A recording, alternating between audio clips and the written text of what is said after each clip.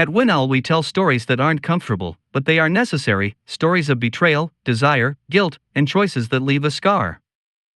If you like that kind of story, I invite you to subscribe to the channel right now, turn on the notification bell, like this video, and share it with someone you know is carrying their own silent battles. We speak softly here, but what we say is heavy.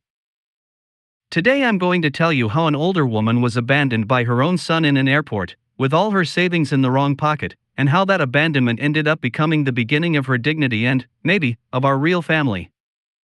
This is not a story of easy heroes and villains. It's a story of masks falling off, of cold revenge, of love that doesn't share blood, but does share a heart. You're the one who's going to decide if what we did was right, if we crossed a line, or if, for once, life was fair. Stay until the end, because that's where everything flips. And remember, if this story stirs something inside you, hit subscribe, leave your like, and tell us in the comments what you would have done. I'm going to sum it up in one sentence, so you know what this is all about. They left her alone with a suitcase in an airport, surrounded by people going on trips, but in the end, the ones who were really left without a destination were them. My name is Samuel, I'm 42, and I'm one of a pair of twins. My brother Daniel and I grew up with a nanny who, in practice, was much more of a mother than the woman who gave birth to us. Her name is Raquel. If I close my eyes I can still see her, walking down the hallway of the apartment where we grew up, in her faded floral robe, her hair pulled up into a bun that never quite held together, and that smell of bar soap and brewed coffee that followed her everywhere. Do you also have a smell that takes you straight back to childhood? Our parents worked all day. My father was obsessed with selling, with closing deals. My mother was buried in an office and in her own emptiness. The one who taught us how to tie our shoelaces, bring down a fever, tell the difference between a nightmare and a real danger, was Raquel. She used to call us Ms. Niños, my boys, even when we were already taller than her. And we called her Nana. Never Mrs. Raquel. Just Nana. As if it were a title, not a job. I'm telling you this because if you don't understand who she was to us, what happened next might just sound like family gossip, and not what it really was, a fracture. Raquel had a son, Mario. As a kid he rarely came to the house where she worked, but when he did, a little theater started. He would throw tantrums, fling things, talk to her in that harsh, cutting tone. We watched him, weirded out, almost disgusted, but she always defended him. He's growing up without a real father, no one sets boundaries for him, it's my fault for not being there. Have you ever seen someone justify the unjustifiable just because it hurts too much to face the truth? Over the years, Mario grew up. So did we. Life turned itself inside out. Daniel and I started making good money, becoming independent. Nana, meanwhile, started shrinking. Arthritis gnawed at her hands, her back betrayed her. In her mid-60s she stopped working as a live-in nanny and only came for a few hours, more out of habit than necessity. When she finally decided to retire completely, she did it in a way that still makes my stomach twist, a little bag of savings wrapped in paper, hidden in a secret drawer behind the bath towels. Bill by bill, tip by tip, peso by peso. Years of saying, no, thank you, I already ate, when in reality she hadn't eaten at all, just so she wouldn't have to spend. Her dream was simple: before my legs give out for good, I want to really see the ocean, sun. Not just from far away. I want to wake up and see it from the window. She told us that one day, sitting in our living room, her gaze fixed on a point that wasn't really there. I told her, then let's go, Nana. Daniel and I will take you. But she smiled sideways, with that mix of tenderness and pride that only certain old people have. No, my love. I want to give that trip to Mario. For the three of us to go, him, his wife and me. For once in his life, I want him to feel like I gave him something big. That's where Karla comes into this story. Karla is Mario's wife. The first time I saw her was at a birthday lunch, in a cheap party hall with metallic balloons and a long table covered in sticky pasta and dry chicken. She arrived late, wearing a red dress that clung to her body like it didn't want to let go, her hair down, loosely pinned on one side. To be honest with you, she didn't look like she belonged in that room. I remember she walked in laughing loudly, phone in hand, and for a few seconds everything went quiet. Daniel glanced at me from the corner of his eye, as if to say, Would you look at that? I didn't answer him. I just kept watching how she greeted everyone, how she leaned in to kiss Mario, how her perfume mixed with the smell of sauce and old cake. Has it ever happened to you that someone walks into a place and, without meaning to, your whole body goes on alert? That night, in an unguarded moment, we ended up side by side at the drinks bar. I was scooping ice into my glass when I felt her arm brush against mine. Her skin was cool, but the contact was warm, electric. She laughed and said, "Sorry, I'm clumsy," with that slightly husky voice of someone who's already laughed too much that day. It wasn't a romantic moment, not even close. But my body logged it as something that shouldn't happen again. I felt that discomfort of knowing you're reacting to another man's wife, someone who, at least in theory, is almost family. What would you have done? Look the other way and move on, or feed that curiosity just a little? I chose the first option. Or that's what I kept telling myself. Over time, Karla became a constant presence in Raquel's stories. Karla bought me this hand cream, she says it's really expensive. Karla helped me pick out some new blouses, she says I look like a rich lady. Raquel looked at her with a mix of hope and all the years she was carrying. Finally, a younger woman who noticed her, who asked her things, who asked for her recipes. I was always left with the feeling that Karla treated her well, but with that delicate distance you use with someone you know won't be around forever. You know what I mean? Like when you stroke something fragile, but you never really make it part of your life. The idea for the trip apparently came from Mario. Karla and I have been looking into it already. There's this all-inclusive hotel on the coast. 3 people. 5 nights. To celebrate my 40th and so you can finally see the ocean the way God intended, he told her one day. Raquel called Daniel and me that same day, crying from excitement. Her voice was shaking. My boys, Mario remembered me. The 3 of us are going. I'm going to pay, but he'll take care of everything. He asked me to give him my savings to make the reservations. He says if I do it myself they'll scam me. I felt a knot in my throat. Not because I didn't like that Mario was finally doing something, but because I knew that tone he used when he was working an angle. His voice was a little too soft, a little too calculated. Daniel, who's less diplomatic, was blunt. Nana, don't give him everything. Have him send you the hotel info, you go and pay there or we'll help you. Or if he wants, we'll handle it ourselves. She got a little offended. Don't distrust your brother, please. He's suffered too. Besides, this time I want to do it myself, with my son. It's our trip. That's where my famous cold intelligence failed. I saw it coming, but I didn't want to see the whole picture. Would you have pushed harder, even if it made her feel like you didn't trust her son? The following week, Raquel handed Mario an amount that, for many, wouldn't be a fortune, but for her it was everything, her life savings, plus a small payout from her retirement. In cash. In a brown envelope. Mario smiled, hugged her tight in front of everyone, and promised the trip would be unforgettable. And it was. Just not the way she imagined. The day of the trip, Daniel and I were at work. Raquel said goodbye to us the night before. She had a borrowed suitcase, a new turquoise blouse she'd bought to match the ocean, and a hairstyle Karla had done for her, small braids pinned at the nape of her neck. So you'll look younger, Karla had said, looking at her own reflection in the window. That morning, on the way to the airport, Mario sent a picture to the family group. Raquel smiling, her mask pulled down so her face could be seen, standing between him and Karla. In the background, the blue airport signs. Underneath, a message, "Let's go to the beach." I almost wrote a simple enjoy, but something held me back. I just sent a thumbs up. The smallest possible reaction. I don't even know why. 2 hours went by. I was in a meeting when my phone buzzed. It was Raquel. I didn't answer, obviously, because I was in front of a client. 5 minutes later, she called again. And again. And again. Until I had to silence my phone. Part of me got uneasy, another part scolded her in silence. Nana, you know I can't talk at this time. When I finally got out, I had 8 missed calls from her and a voicemail.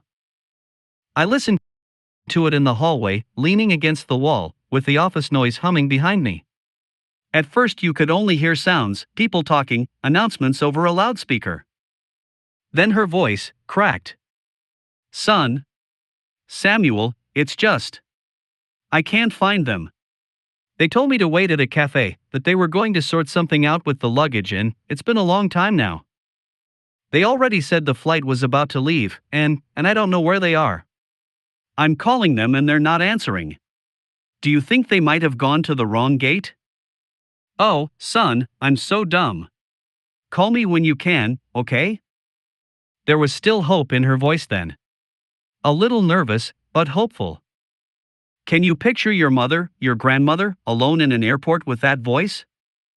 I called her back immediately. No answer. I called Mario. Voicemail. I called Karla. Voicemail. That's when the cold intelligence switched on. I stopped inventing kind excuses and started looking for facts. I zoomed in on the photo in the group chat. Found the flight number on a screen in the background. Checked the airport website. The flight had departed 40 minutes earlier. There was no record of a third passenger with Mario's last name. Only 2 travelers. It took me exactly 3 seconds to understand. And another 10 to accept that what I was thinking wasn't an overreaction. When I told Daniel, he swung his fist through the air and almost knocked over a chair. I told you. I told you not to give him the money, he shouted, pacing back and forth. I, on the other hand, felt something different. It wasn't just rage. It was a kind of inner cold, like someone had lowered the temperature of my blood. How do you react to a betrayal like that? Do you explode, do you cry, or do you go numb? We located Raquel through the GPS on her phone.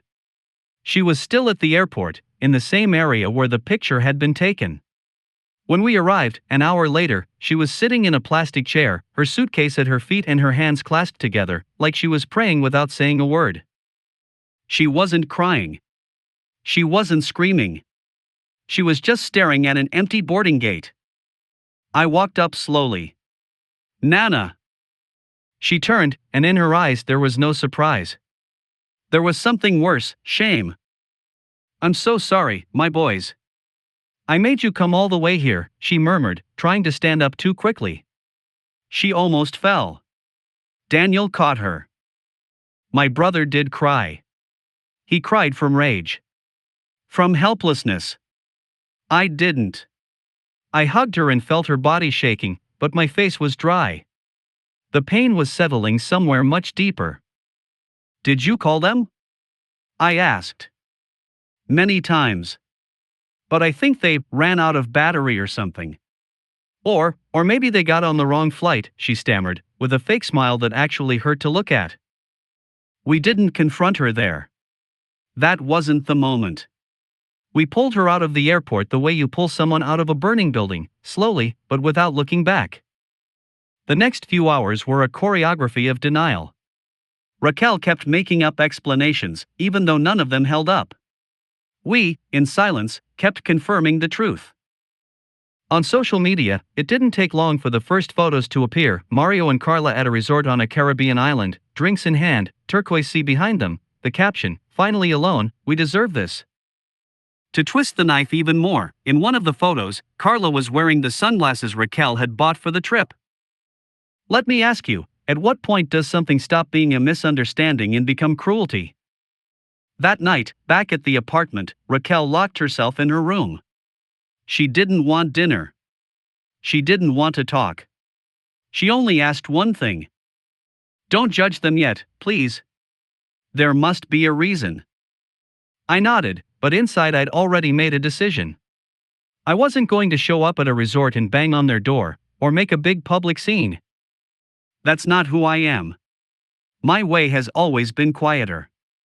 More surgical. What I did know with almost mathematical clarity was this: that trip, that money, that humiliation, was not going to stay like this. Not without an answer. The first seeds of the plan were planted in the kitchen 2 days later. Raquel was sitting in front of a cup of coffee that had gone cold without her taking a single sip. Her gaze was lost in the window.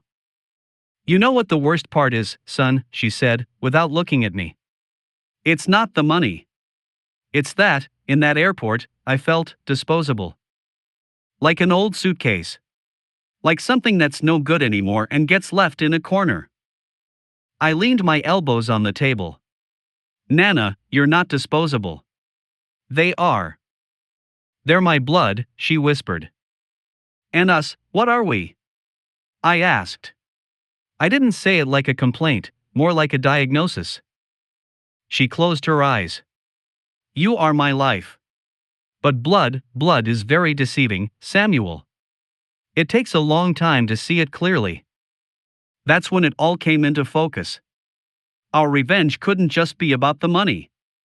We had to aim right at the place where they had hurt her, that sense of control, of power, of "we deserve this." We had to make them feel small, vulnerable, watched. We had to strip away the peace they'd bought with her money. Do you believe in divine justice, or do you think justice, if we don't nudge it a little, just falls asleep? Daniel agreed from minute one. He's always been more impulsive, but also more creative. "We're going to ruin their trip, brother," he said, with a smile that surprised me on a face still puffy from crying. "Not with punches, not with cops. With their own heads." The plan was based on something simple: information. Mario is careless with his stuff. He uses the same passwords for everything. We'd had access to his email for years, because more than once he'd asked us for help with that internet thing. We had never used it for anything shady. Until now. From his email, we checked the full itinerary, the room number, the name of the resort. We also saw the statements. There was the big charge for the tickets to the island, the all-inclusive hotel, and no trace of the coastal hotel where they were supposedly going with Raquel. While we looked at all of that, I didn't feel euphoric. I didn't get that movie-style rush where the Avenger rubs his hands together. I felt something closer to a doctor stepping into an operating room, focused, cold, certain that what he's about to do is delicate. The first message was simple. From a new number, using an app that let us mask the origin, Daniel wrote. "And what about the third person on the reservation?" We sent it to both Mario and Karla's phones at the same time, at 2:13 in the morning, island time. We knew that by then, the alcohol from dinner would be wearing off, and the silence of the room would be getting heavier. They didn't reply. But 10 minutes later, the message showed as seen. The next night, another message. "Forgotten suitcases weigh more when they're human." Yeah, we got poetic. Maybe too much. But we were after one thing: to slip in through the crack of doubt. To make sure they didn't know if it was a bad joke, a mistake, or something else. Would you have done the same, or does that feel like too much to you? Meanwhile, Raquel knew nothing about the plan. Not because we didn't trust her, but because we wanted to protect her from the guilt we knew she'd feel. She was still trapped between denial and disappointment. She checked her phone constantly, waiting for a call to apologize, an explanation. "Karla sent me a little message yesterday," she told us one afternoon, her voice dull. "She just wrote, 'How are you feeling, ma'am?' That's it." She didn't ask about the trip. She didn't say why they didn't make it to the flight on time. Nothing. But at least she remembered me. I clenched my jaw. Daniel had to leave the room so he wouldn't explode. On the third night, we took it up a notch. We'd managed to access the hotel's internal system, thanks to a confirmation email that described the type of room and some extra services. Among them, the direct phone number to their room. We called it 3:07 in the morning. Let it ring for a long time. When someone finally answered, it was Mario's sleepy voice. "Hello?" We hadn't heard his voice since before the trip. It surprised me to feel a slight tremor in mine, despite everything. I didn't speak. I let Daniel ask the first question, in a neutral, almost professional tone. "Mr. Mario, would you like to confirm the abandonment?" Silence. "Who is this?"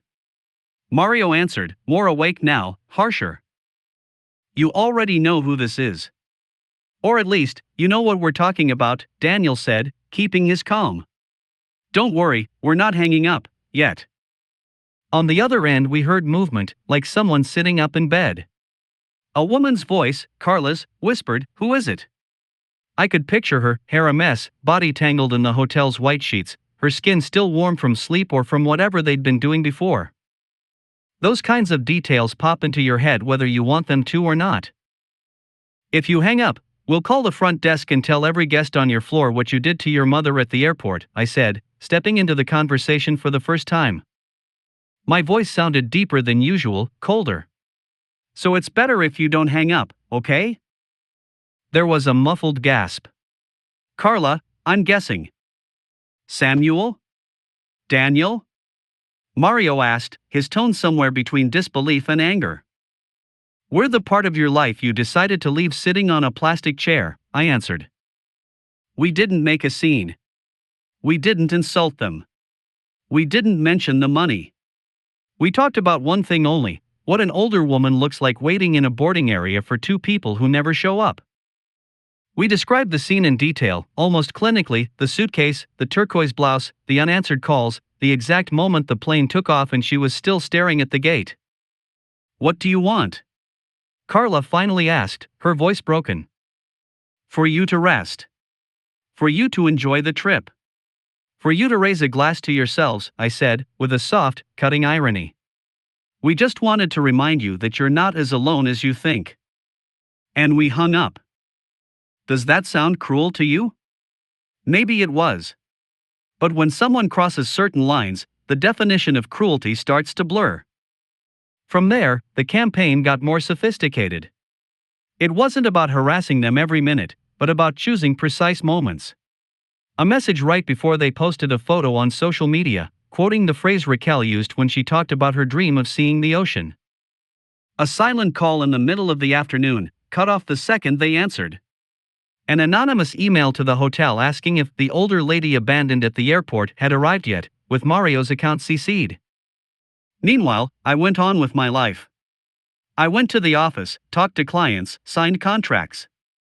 At night, I came back to the apartment where Raquel was now living, and listened to her tell the same story over and over again, searching for a different ending. I'm sure it was some problem with the flight, she said the first day. The hotel probably doesn't have internet, that's why they're not calling, later. Maybe they're fighting with each other and that's why they disconnected from everyone after that. In the middle of that routine, there was room for something I wasn't expecting, Lucia's presence. Lucia is a longtime friend, a co-worker, someone I had an almost something with once. We never became a couple, but we did share long nights of conversation, the occasional misplaced kiss, hugs that lasted a little longer than they should. She knew Raquel, cared about her, had come to visit her many times. When I told her what happened at the airport, she came to the apartment right away with a bag of sweetbread and a gaze that burned. You don't do this. Not even to a dog, she said, while helping Raquel put some things away in the closet. Her hands brushed mine every now and then, and each touch felt charged, not with desire, but with shared fury. There's a way of being close to someone where the complicity becomes almost physical, you know? That night, when Raquel went to bed, Lucia and I stayed in the living room, the lights low, speaking softly so we wouldn't wake her. She sat very close to me, almost shoulder to shoulder. The silence between sentences filled up with our breathing. You're turning into ice, Samuel, she said at one point, looking at me from the side. You haven't cried. I haven't seen you shake. I've only seen you plan. I shrugged. Someone has to keep a cool head. Yeah, but at what cost, she murmured. There was a moment when her hand reached for mine, and our fingers intertwined almost without us realizing. I felt the warmth of her palm, her quickened pulse. I could have tilted my head just a little, brushed her hair, her cheek, kissed her. The tension was there, pulsing, like a rope pulled tight to the limit. I didn't. Not because I didn't want to, but because all my desire, all my hunger, was focused somewhere else, on the need for justice. Has it ever happened to you that even love gets put on hold when you're obsessed with something? When this is over, we'll talk about us, okay? I said, almost without thinking. She laughed softly. Us? I never knew there was an us. That's why, I replied. And in that line I left behind a promise I didn't know if I'd keep. Days went by. The trip, supposedly for rest, started to crack. I knew it not by magic, but through details. Mario stopped posting photos. Karla started sharing things in her stories that weren't from the hotel, but motivational quotes about guilt and second chances. Tiny digital snitches. One night, we got an email from Mario's account. It wasn't addressed to us, it was for a friend of his, but by accident we got the copy too, because everything was still linked. I think someone's watching us. Karla's paranoid. She says she heard a voice on the phone that described my mom at the airport. I think it's some stupid prank from my brothers, but it's starting to piss me off.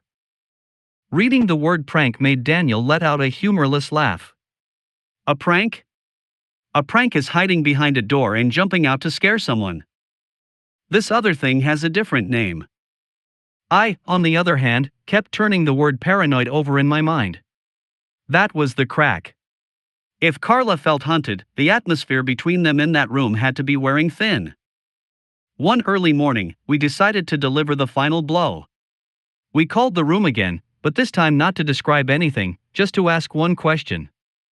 Karla picked up. Her voice was in pieces. Yes, she said, barely. Good evening, Karla, I said. This is your conscience speaking. Silence. I could hear her breathing, ragged. I just want to know one thing, I went on. When you were helping Raquel pick out the turquoise blouse, when you fixed her hair and told her she looked younger, did you already know she wasn't getting on that plane? On the other end we heard a groan. I'm not exaggerating. It sounded like someone had driven something straight into her. I didn't.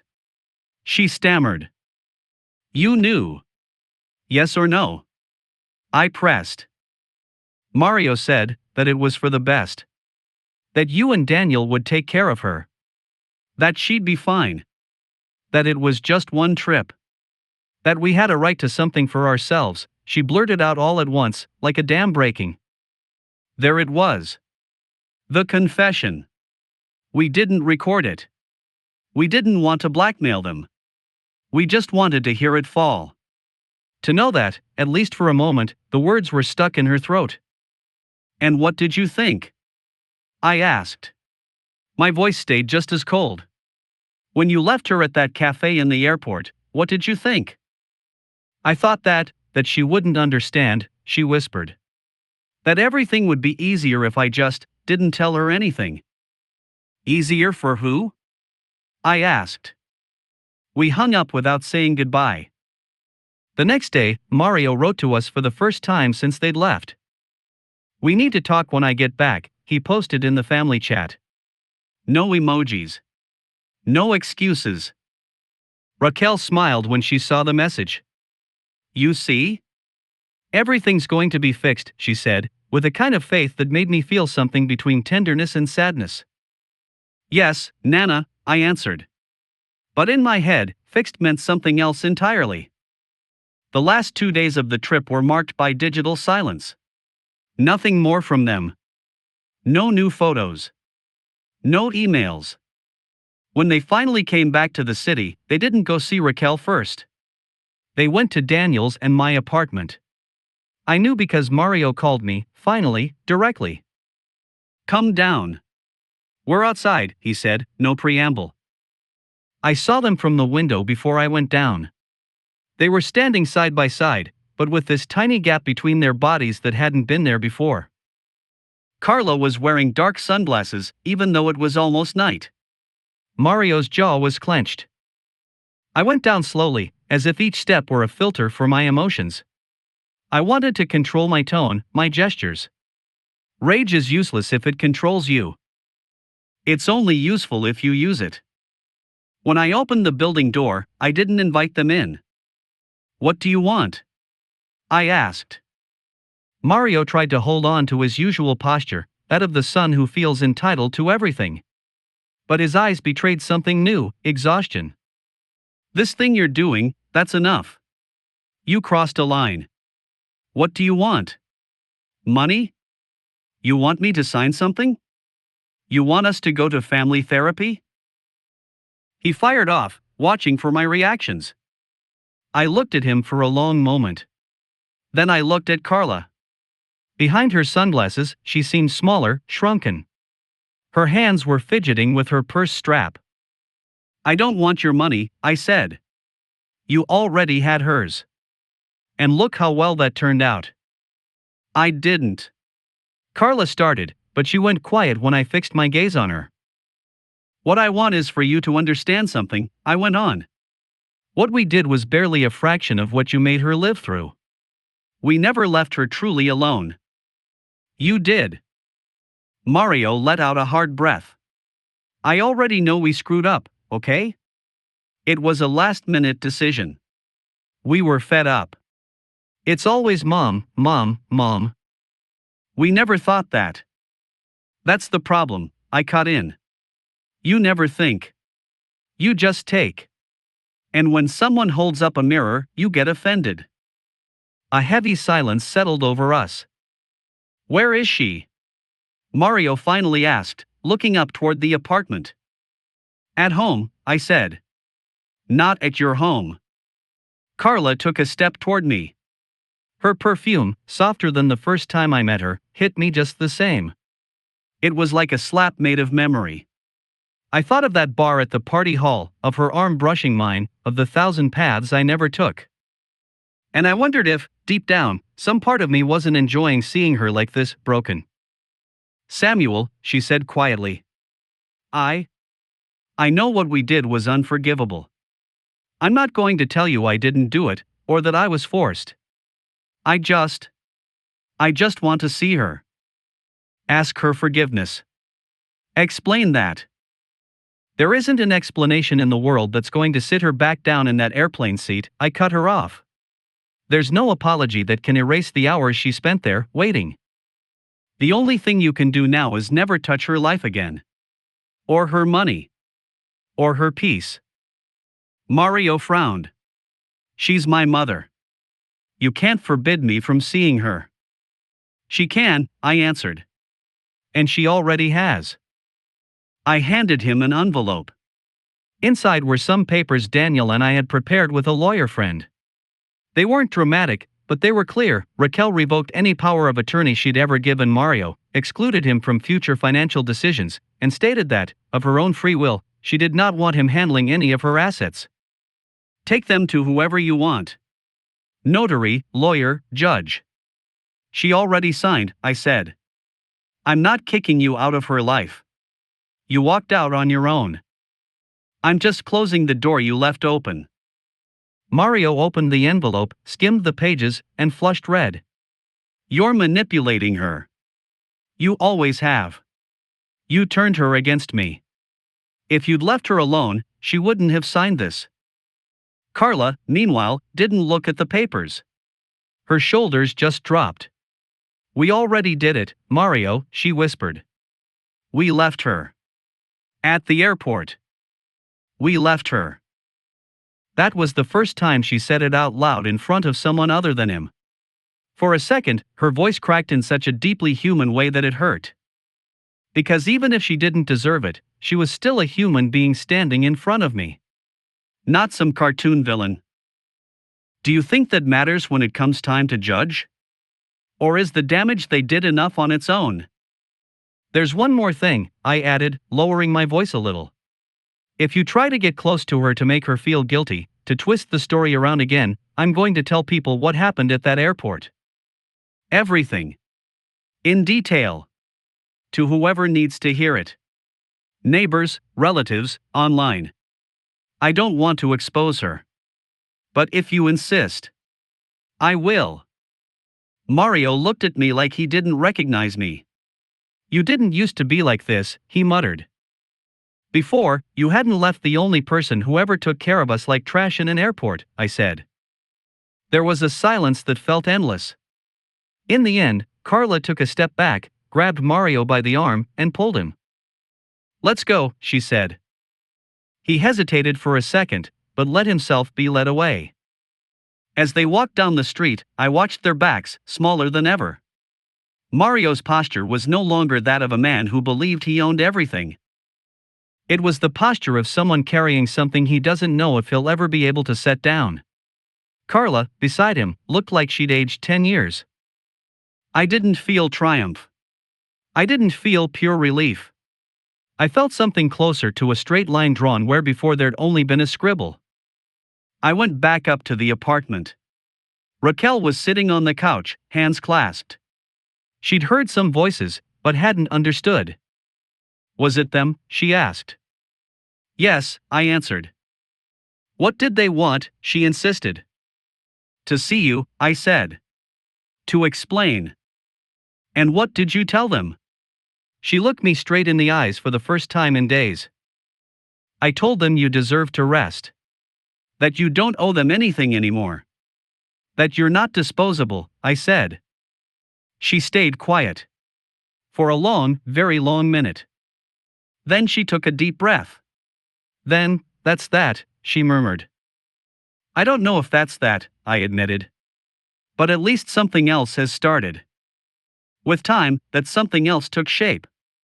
Raquel decided to move into a small apartment near a park where lots of kids go.